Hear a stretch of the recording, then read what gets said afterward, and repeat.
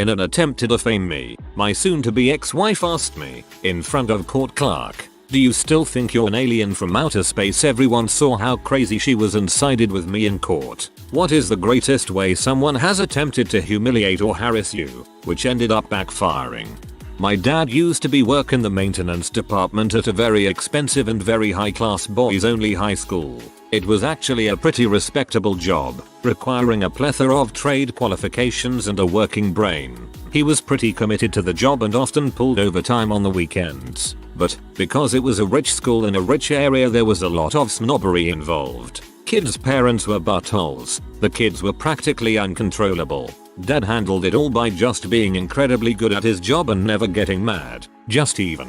So, one Saturday morning he goes into the workshop on campus to build some new tables and desks. At 9 o'clock he gets in, makes coffee and gets set up, before turning on the extractor fans in the workshop that remove the sawdust. As a side note, you're legally allowed to operate machinery like this from 7 o'clock in the morning onwards, in terms of noise pollution restrictions. Cue a guy, most likely a parent of one of the boys at the school, storming over from his house in the properties behind the workshop, in his dressing gown, absolutely flips his crap, screaming at Dad to turn the machinery off. Dad just stands his ground, explains that he's allowed to be running it and waited until mid-morning out of courtesy. That's not good enough, and this guy starts making threats along the lines of, "They know me at the college. I know people. I can have you sacked. Who is your supervisor?" Dad says, "I can give you the maintenance supervisor's number," and hands the guy a business card. Guy pulls out his mobile and dials the number. He's staring Dad in the face, still pumped up and ready to start bagging him out to the supervisor. Dad's phone rings. He pulls it out, answers it and says, "Scotch Carb SNR, maintenance supervisor." The guy flipped his crap completely, threw the card back at Dad and stormed out. "You made me laugh so hard I woke up my cat. XD." My ex pulled similar stunts in our divorce and custody fight. She claimed in affidavits that I was suicidal, homicidal, violent, had anger management issues, abusing prescription and illegal drugs. Basically everything short of molesting our child, which my attorney expressed surprise at. As we walked into court on the first day, she said that if our child had been a female we'd be fighting such accusations. Her attorney also tried very hard to portray me as a stereotypical military vet with deep emotional problems. So my ex petitioned the court to have me undergo a psych eval. The judge looked at me and asked, "Mr. that Kazma stash, how do you feel about this?" I said that I had no problem with it, but it would probably be a good idea if the ex had one. 2. He found the idea delightful, and even allowed my ex to choose the doctor to administer it. So we go through the psych eval thing. This was a total of about 6 or 8 hours in the doc's office over the course of several days. The day before the divorce trial starts we get the results back. Mr. that Kazma Stash has mild symptoms of situational depression, which is no surprise as his wife has been conducting at least one, and as many as several affairs, blah blah blah. There is no indication of suicidal or homicidal tendencies, nor drug abuse, nor violence, nor antisocial behavior. He is basically a good guy going through a crappy divorce. Mrs. that Kazma Stash has a non-specific borderline personality disorder, a narcissistic personality disorder, and 3 of the 5 standardized tests used to evaluate her were invalidated because she lied on them. Here's the very cool part. When I went to settle the bill at the doc's office, his nurse pulled me aside and said, "We don't get emotionally involved with our clients, Mr. that Kazma Stash, but everyone in this office is pulling for you." Apparently the ex had stormed in and lit the entire staff up in spectacular fashion over the diagnoses. My attorney's secretary also let me know that my ex's attorney's secretaries,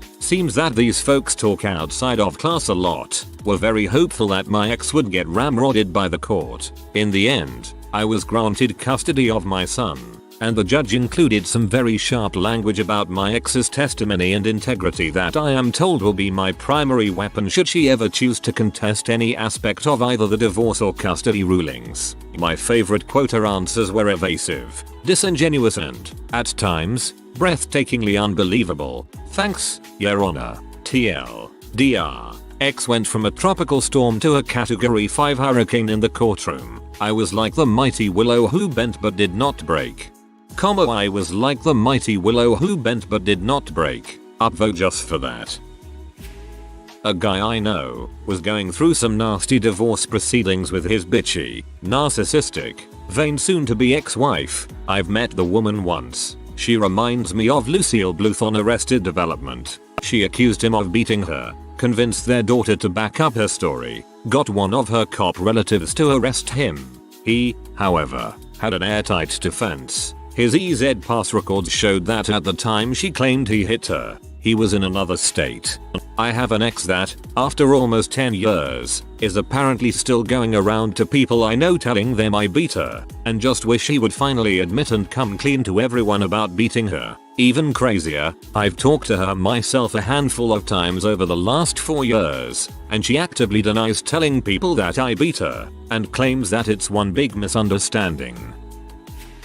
I was attending training for a deployment. One of the trainers was teaching something wrong and I corrected him. He tried to make a big scene and accused me of disrespecting a superior and co. Then I pointed out that I outranked him.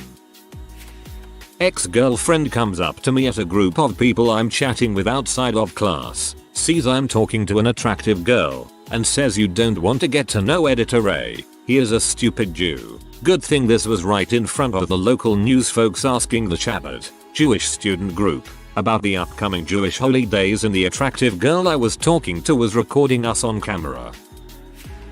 Had a guy steal a parking spot from me outside of my old job a while back. I was in a beta pickup, he in a rather nice BMW. I did the WTF face and he walked over and said my car is nice and should be seen up by the front of the building. Go park your pose at the other end of the lot. That guy? Yeah, he was my afternoon interview for a sales job. My psycho ex-wife denied me visitation with my mentally disabled 27-year-old daughter for almost a year. In court, she pointed out that I am an alcoholic. In her own lawyer's notes provided to the court, it showed that I was in AA for 28 years and haven't had a drink since Reagan was president. The judge pointed out that I was a sober, senior manager with 2 master degrees who had never been arrested and was fighting to see my mentally retarded daughter. The judge asked if there was any reason why I shouldn't get to see her. When my ex opened her mouth, the judge actually said, "Sit down and shut the frick up." It was a rhetorical question. I am not granting visitation. I am granting joint guardianship. When the ex went to speak again, the judge said, "How would you like me to make it sole guardianship? And if you aren't sure, it wouldn't be in your favor." I never even had to say a word. Just got done a 9-day visit with my daughter whom I see every other weekend and it only cost me $28,000. Still, I fought the good fight and won. I imagine if she opened her mouth again he would have sentenced her to death.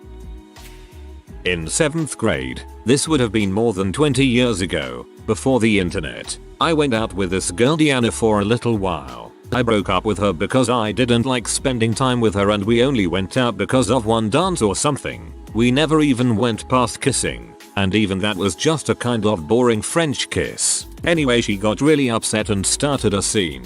It was right in the middle of lunch in the cafeteria and she yelled, "Whatever, you're such a loser and your penis is way too big anyway." Her miscalculations. 1. She implied that she'd seen my penis. We were 13. She got branded a school S. 2. She implied that I had a big penis. This rumor stuck with me all through high school. I even changed carefully during gym classes to keep from dispelling the rumor. 3. A few girls at parties expressed interest in seeing it, due to the rumors. I obliged occasionally, and in private. For the record, I'm pretty sure my penis was average size in high school. Now, of course, it has its own gravity and weather systems, and lesser penises orbit it, affecting the penile tides.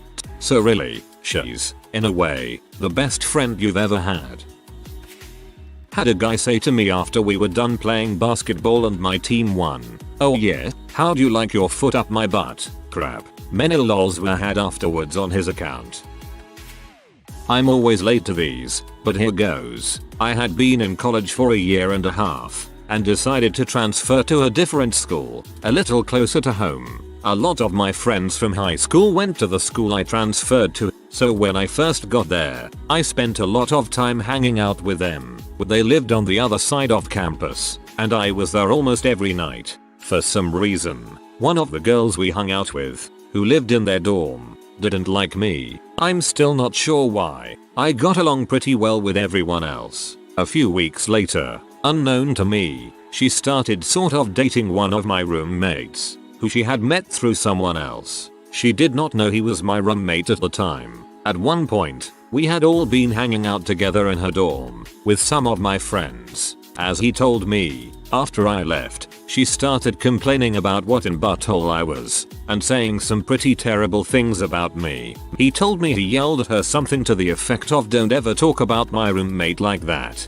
He's an awesome guy," and apparently he never saw her again after that. Good riddance. She was a B. TL. DR. Girl talks crap about me to guy she was dating and didn't know was my roommate. He stops dating her. That's a dang good roommate. You better treasure him.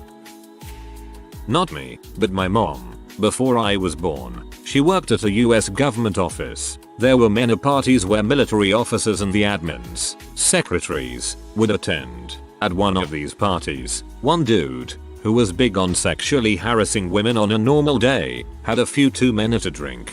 He came up to my mom and pinched her butt and said, "I'd really love to get in your pants." Humiliated, she kept her cool, but raised her voice and responded so the whole office could hear. "Why? Did you crap yours?" Silence. The dude's butthole puckered up and he turned red in the face, and didn't harass anyone for a long time after that. Meanwhile, across the room was her soon-to-be husband, my father, who heard the exchange, impressed. Not long after this exchange, he asked my mom if she'd like to celebrate his divorce from his ex-wife and go on their first date. 3 months later they were married, and still are to this day.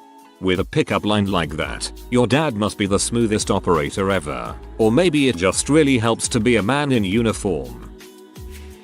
This girl I sat by in art class in the 6th grade was one of those big, loud bullies. The kind that can talk crap all day, but acts confused and cries when anyone is mean to her. Anyways, she was making fun of my new glasses one day and said really loud, so the whole class could hear her, "Wow, they're really big."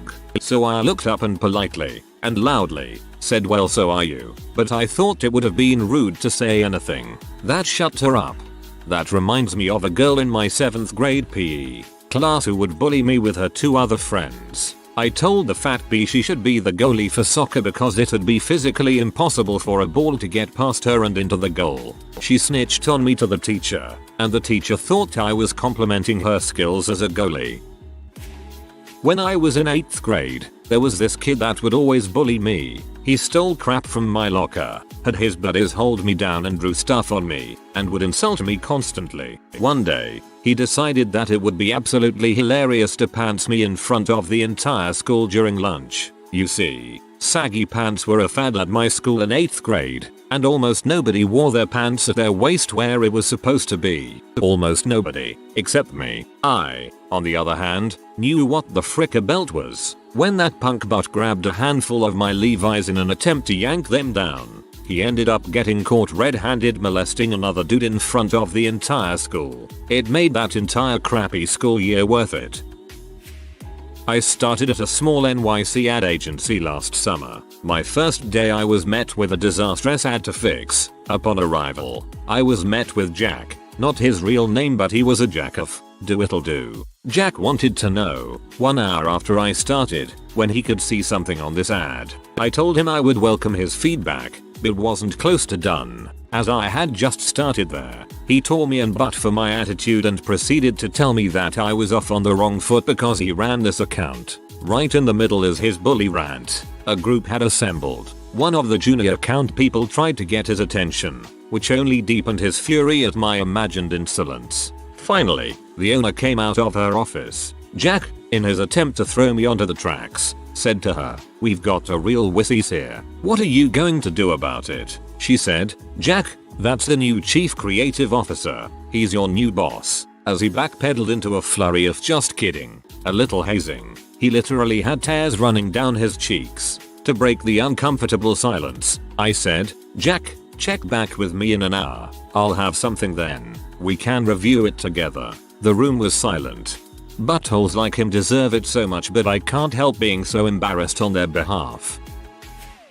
A coworker who was convinced that I was talking smack about him behind his back decided to start secretly recording my conversations with other workers at my desk. He bragged about how he had something that was going to get me fired to one of my friends. He found out that this is a felony in my state and HR doesn't put up with that kind of behavior. At the last minute he claimed that it was just a joke and we couldn't prove it, but him being scared shitless for that split second was all the backfiring I needed. He backed off a lot after that. Oh, Tom, you're such a douchebag. Was in high school band and had a particular douche who had a brow like a caveman. Seriously, they almost stuck over his chin, and the aggressiveness of one.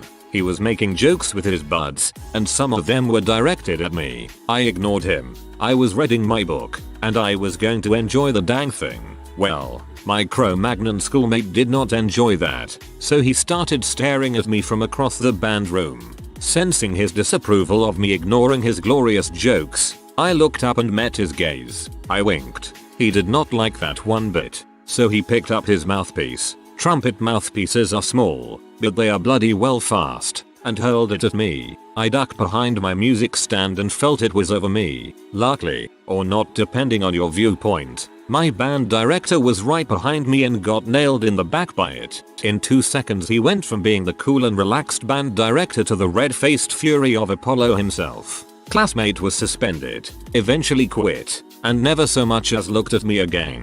Good year. TL. DR. Neanderthals are dumb. I have dreamed of this day.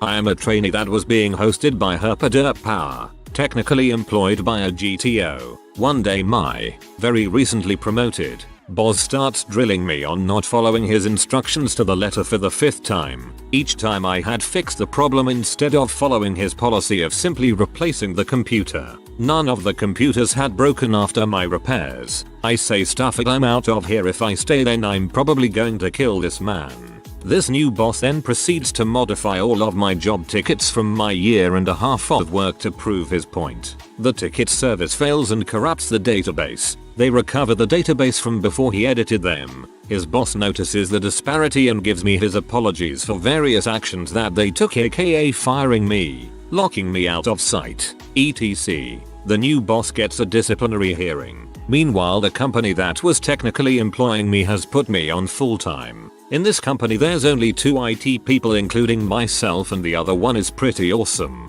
All the people are friendly and I'm feeling more fulfilled in my work. TL. DR. Got fired from a crappy job because of my crappy boss falsifying records. The boss got caught and my labor hire company, not my original employer, employed me in their office instead.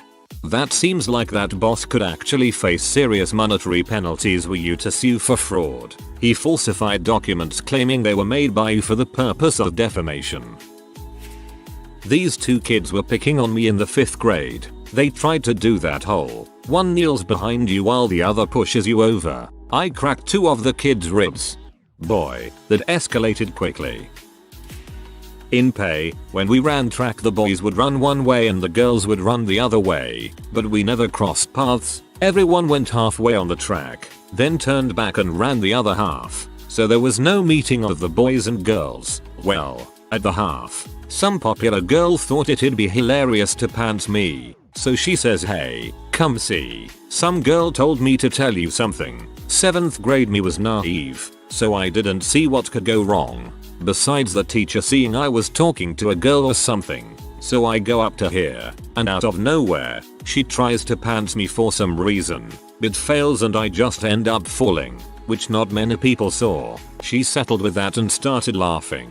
Her friend saw what happened and decided to stand up for me, so she went up and pantsed the mean girl to get back at her. She accidentally pulled down everything, panties and all, and a lot more people saw. I thought it was some hilarious karma. TL. DR. B wanted to see my dong, got her pants pulled down. Dude, no, you got it all wrong. The mean girl liked you. She set it all up. She was supposed to pants you and her friend was supposed to pants her so you would both be there pantsless and would have sex. It obviously backfired. A friend of mine was dared to pants me at school, so he ran down the hall, leaned over while running to try and pants me, and wound up leaning over too much, stumbled, and face planted into the floor. He got a bloody nose and no one saw my boxers. Pretty much a win in my book. Girl I was part-time seeing told some mutual friend that I was clingy and wouldn't stop calling her and that I paraded her around like a trophy. A mutual friend simply replied, "Really? Because we talk all the time and he didn't even mention he was freaking you?" I worked in the punk show business for a few years, and if you were to line me up against punk rockers I look very clean cut, but I've been around the block a few times. So one night I was working a show, and it was going to be a bit awkward, considering the two big names for the night were notorious for having large skinhead followings. I had worked with both bands before and hung out with them on a couple occasions while they were in town. They weren't racist, but they still had a racist following. Fast forward to a couple hours before the show, I arrived to help load in gear and set up the system for sound check. As I was walking towards the entrance a group of punklings come up to me and ask what are your colors, same gang style balls you see, only more humorous when it's someone with purplish hair. I ignore them, go inside and let the owner know I'm there. I come back downstairs. This group of 2 punks is now 5. And they say I need to be taxed for my jacket because I disrespected them. At this point, 8 large guys with shaved heads come out of a couple vans and walk up to me and ask me if I have a problem with the kids trying to intimidate me into giving them my jacket. I said no. They were just leaving. These guys were from the main bands playing that night. One band called The Business, the other being Agnostic Front. The look of terror on these kids' faces was priceless. Before we started loading the gear, one of the kids came up to me and apologized. TLDR, punk rockers try to steal my jacket. 2 groups they idolized turn out to be friends of mine and were about to start a fight with them for harassing me. Okay, I have a different login at work. My boss has been a bit of a control freak since we hired him a couple years ago. Largely, we all put up with him, though the people he supervises can all do the job better than he. Not that unusual, even in a technical field like mine. Anyway, he got frustrated one evening when he saw me helping another co-worker with their stuff, and let me know that we would have to have a meeting in the morning with his boss to redefine my workload. See, if he didn't tell me to help employee X, that he dislikes, with their work, I shouldn't be helping with their work. I guess I have more team spirit than my boss. Next morning, at the appointed time, I stick my head in the door of boss office and say, "Do we have a meeting?" with a knowing grin. Boss says, "Is boss here yet?" and I say, "Yeah, I just saw him. I'll go get him." So boss says a couple petty grievances, and then says, "There have been some times when I am setting something up and you know it and you leave early. If you know I'm working on setting up processes in the afternoon, can you stick around to help?" And I knew I was gold. Processes is something my boss should have learned how to do over 2 years ago. So I raise my eyebrows and carefully say with as little scorn and derision as humanly possible, "If I were to stick around and help out, do you think you could learn processes so I don't have to stay late next time?" And my boss replies with, "Yes, of course. Just so you know, the only reason I don't know processes is because at all my previous companies were used process ABC, and I knew I had him." 5 minutes later, I walked out of boss office grinning, because my boss just embarrassed himself in front of his boss, and didn't even know it. I knew that right then. Boss was saying to boss, "You don't know this? That's something you should know." And voila, a couple months later, my boss is learning new tricks, including this. I know that this is the guy filling out my evals, and the 3 of us know I'll let him hang, and I just cannot bring myself to care. The whole company knows his history and we have made a habit of working around him, so frick it. Hopefully this doesn't get buried, but here goes. My best guy friend had moved out of his fiancée's and his house after a 7-year relationship. He's kind of a sucker, but a good person. He rented a small house down the street from his mom, and since the fiancée owed him a crap ton of money, she gave him a washer and dryer, a table, etc. He was trying to keep the relationship alive as well as get some much needed space. He really didn't want to break up with her. One day, she decides that he's cheating on her. He wasn't. He was at my house drinking and playing poker with my brother and a few other guy friends. She flips the frick out on him when he gets home. She has a house key and is lurking in the house, refusing to come out when he gets there. Says she's waiting on a guy friend of hers to bring a trailer and a dolly so she can take her crap out of his house. My pal calls the cops. A bunch of bulls goes on there, but she leaves before they can get there. She then tries to file personal protection orders on he and his mother. She lied about the both of them threatening her life in order to do so. My pal decided to contest the PPO and take her to court. In Michigan, you can have someone who isn't a lawyer speak for you in court. He asked me. I couldn't object to any of the other attorney's arguments. He made some outrageous accusations, even asking me if my pal had ever tried to sleep with me, and when I told him no, on the stand, he then asked me if my pal was gay, but I could question every witness, including the fiancée. She went up to the witness stand last. As soon as she got up there, she went into a crazy crying fit. I mean, sobbing,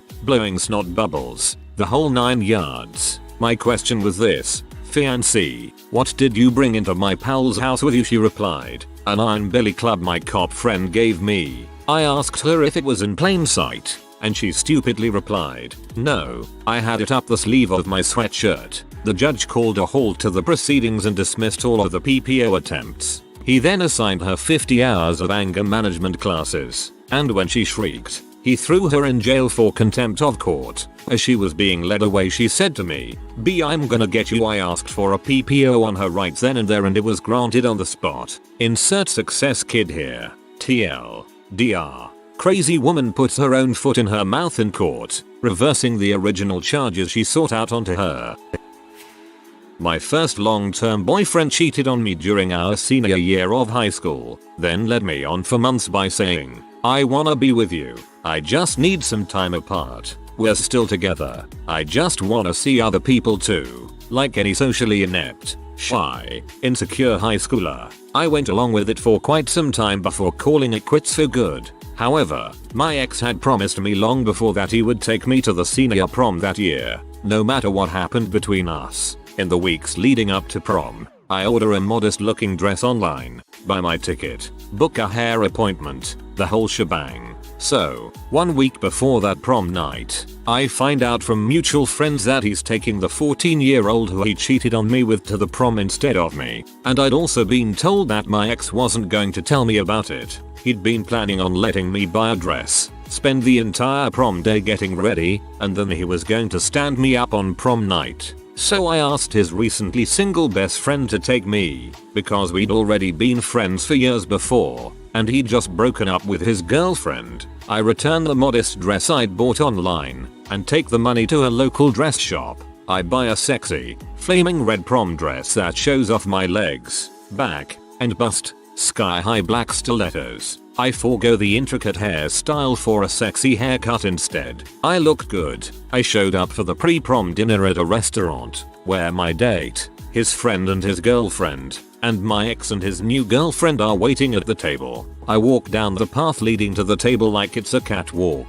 Every eye in the restaurant is on me. For 30 seconds, I commanded an entire room. I danced the night away with my prom date while my ex fumed to himself in the corner, refusing to dance with his girl. He left early. My date and I go back to my house where we have the longest, most intimate conversation of my life. We talk about our lives, our childhoods, who we both are and who we both want to be, everything.